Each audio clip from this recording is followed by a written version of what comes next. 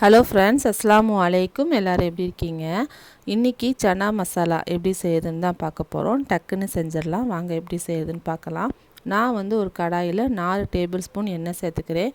இதில் ஒரு பிரியாணி இலை, 2 ஏலக்காய், 2 கிராம்பு, ஒரு மீடியம் சைஸ் பட்டை, இது எல்லாத்தையும் சேர்த்துக்கலாம். நான் 3 பெரிய வெங்காயம் எடுத்திருக்கேன். நல்லா பெருசாகவே எடுத்திருக்கேன். எடுத்து நல்லா பொடிசாக நறுக்கிக்கலாம்.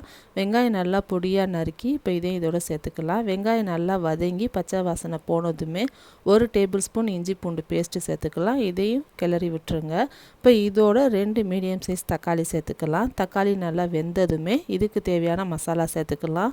நான் 1/2 டேபிள் ஸ்பூன் மிளகாய்த்தூள், 2 டேபிள் ஸ்பூன் மல்லித்தூள், ஒரு 1/2 டேபிள் ஸ்பூன் சீரகத்தூள், 1/2 டேபிள் ஸ்பூன் மஞ்சள் தூள், 1/2 டேபிள் ஸ்பூன் கரம் மசாலா, இது எல்லாத்தையும் சேர்த்துக்கலாம். சேர்த்து நல்லா கிளறி விட்டுருங்க.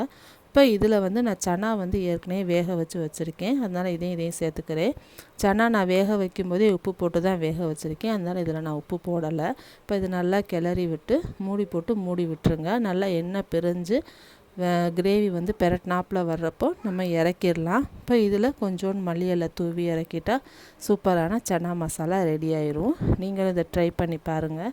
ட்ரை பண்ணி பார்த்துட்டு எப்படி இருந்துச்சுன்னு எனக்கு கமெண்ட் பண்ணுங்கள். இந்த வீடியோ உங்களுக்கு பிடிச்சிருந்துச்சுன்னா சப்ஸ்கிரைப் பண்ணுங்கள். தேங்க்ஸ் ஃபார் வாட்சிங். Keep support.